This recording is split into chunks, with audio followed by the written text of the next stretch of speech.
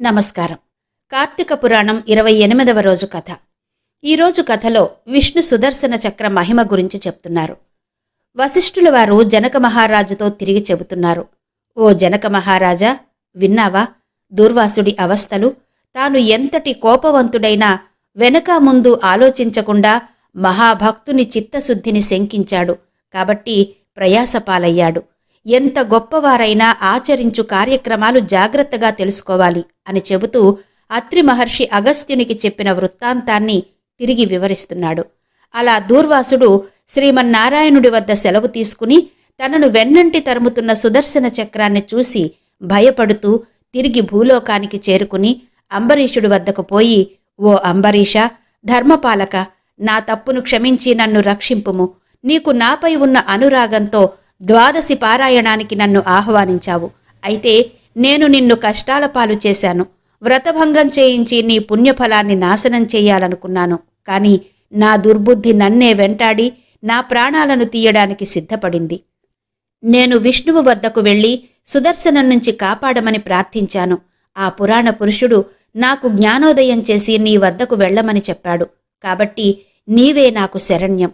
నేను ఎంతటి తపస్శాలినైనా, ఎంత నిష్ఠావంతుడినైనా నీ నిష్కళంక భక్తి ముందు సరిపోలను. నన్ను ఈ విపత్తు నుంచి కాపాడు అని అనేక విధాలుగా ప్రార్థించాడు. అంబరీషుడు శ్రీమన్నారాయణుణ్ణి ధ్యానించి, ఓ సుదర్శన చక్రమా, నీకివే నా నమస్కారాలు. ఈ దుర్వాస మహాముని తెలిసో తెలియకో తొందరపాటుగా ఈ కష్టాలను కొని తెచ్చుకున్నాడు. అయినా ఇతడు బ్రాహ్మణుడు కాబట్టి ఇతడిని చంపకు. ఒకవేళ నీ కర్తవ్యాన్ని నిర్వహించక తప్పదనుకుంటే ముందు నన్ను చంపి ఆ తర్వాత ఈ దూర్వాసుడిని చంపు. శ్రీమన్నారాయణుడి ఆయుధానివి నీవు. నేను ఆ శ్రీహరి భక్తుడను. నాకు శ్రీమన్నారాయణుడు ఇలవేల్పు, దైవం. నీవు శ్రీహరి చేతిలో ఉండి అనేక యుద్ధాల్లో అనేక మంది లోక కంటకులను చంపావు. కాని శరణు కోరేవారిని ఇంతవరకు చంపలేదు. అందుకే దూర్వాసుడు ముల్లోకాలు తిరిగినా ఇతడిని వెంటాడుతూనే ఉన్నావు కాని చంపలేదు. దేవా, సురాసురాది భూతకోటి ఒక్కటిగా ఏకమైన నిన్నేమీ చెయ్యజాలవు. నీ శక్తికి ఏ విధమైన అడ్డు లేదు. ఈ విషయం లోకమంతటికీ తెలుసు. అయినా మునిపుంగవుడికి ఏ అపాయం కలగకుండా రక్షింపుము. నీ యందు ఆ శ్రీమన్నారాయణుడి శక్తి ఇమిడి ఉంది. శరణు వేడిన ఈ దుర్వాసుడిని రక్షింపుమని నిన్ను వేడుతున్నాను అని అనేక విధాలుగా స్తుతించాడు అంబరీషుడు. అప్పటి వరకు అతి రౌద్రంతో నిప్పులు కక్కుతున్న విష్ణు చక్రం అంబరీషుడి ప్రార్థనకు శాంతించింది. ఓ భక్తాగ్రేసర అంబరీష, నీ భక్తిని పరీక్షించడానికి ఇలా చేశానే తప్ప మరొకందుకు కాదు. అత్యంత దుర్మార్గులు, మహాపరాక్రమవంతులైన మధు కైటబులను, దేవతలంతా ఏకమైనా చంపలేని మూర్ఖులను నేను దునుమాడటం నీకు తెలుసు కదా. ఈ లోకంలో దుష్ట శిక్షణ, శిష్ట రక్షణకు శ్రీహరి నన్ను వినియోగించి ముల్లోకాల్లోనూ ధర్మాన్ని స్థాపిస్తున్నాడు. ఇది అందరికీ తెలిసిన విషయమే. ముక్కోపి అయిన దూర్వాసుడు నీపై పగపట్టి నీ వ్రతాన్ని భంగపరిచి నశింపచేసి నానా ఇక్కట్లు పెట్టడం, కనులెర్ర చేసి నీ మీద చూపిన రౌద్రాన్ని నేను గమనించాను. నిరపరాధివైన నిన్ను రక్షించి ఈ ముని గర్వం అణచాలని తరుముతున్నాను. ఇతను సామాన్యుడు కాదు, రుద్రాంశ సంభూతుడు, బ్రహ్మ తేజస్సు కలవాడు, మహా తపశ్శాలి. రుద్రతేజంతో భూలోకవాసులను చంపగల శక్తి ఆయనకుంది. బ్రహ్మ విష్ణు మహేశ్వర తేజస్సు కలవాడు. వారుగాని నేనుగాని, క్షత్రియ తేజస్సున్న నీవుగాని ఆయన ముందు సరితూగలేము.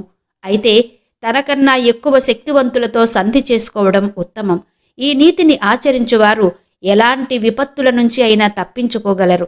ఇంతవరకు జరిగిందంతా విస్మరించి శరణార్థిగా వచ్చిన ఆ దుర్వాసుడిని గౌరవించి నీ ధర్మం నీవు నిర్వర్తించు అని సుదర్శనుడు పలికాడు.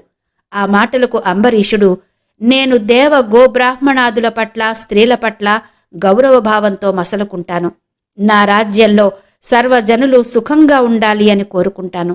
కాబట్టి శరణు కోరిన ఈ దూర్వాసుడిని నన్ను రక్షించు.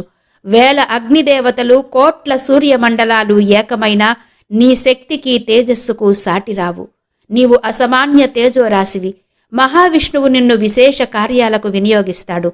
లోక కంటకులు, గోవధ చేసేవారు, బ్రహ్మహత్యా పాతకులు, బ్రాహ్మణ హింసాపరులపై నిన్ను ప్రయోగించి దుష్ట శిక్షణ, శిష్ట రక్షణ చేస్తాడు అని ప్రార్థిస్తూ అంబరీషుడు చక్రాయుధానికి ప్రణమిల్లాడు.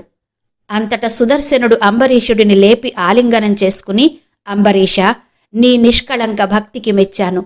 విష్ణు స్తోత్రం త్రికాలాల్లో ఎవరైతే చేస్తారో, ఎవరు దాన ధర్మాలతో పుణ్యఫలాన్ని వృద్ధి చేసుకుంటారో, ఎవరు పరులను హింసించకుండా, పరధనంపై ఆశపడకుండా, పరస్త్రీని చెరపట్టకుండా, గోవధ, బ్రాహ్మణ హత్య, శిశుహత్యాది మహాపాతకాలు చేయకుండా ఉంటారో, వారి కష్టాలు తొలగిపోయి ఈ లోకంలో పరలోకంలో సుఖశాంతులతో తులతూగుతారు. కాబట్టి నిన్ను దుర్వాసుడిని రక్షిస్తున్నాను. నీ ద్వాదశి వ్రత ప్రభావం చాలా గొప్పది.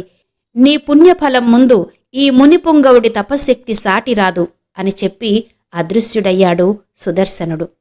కార్తీక పురాణం 28వ రోజు కథ సంపూర్ణం.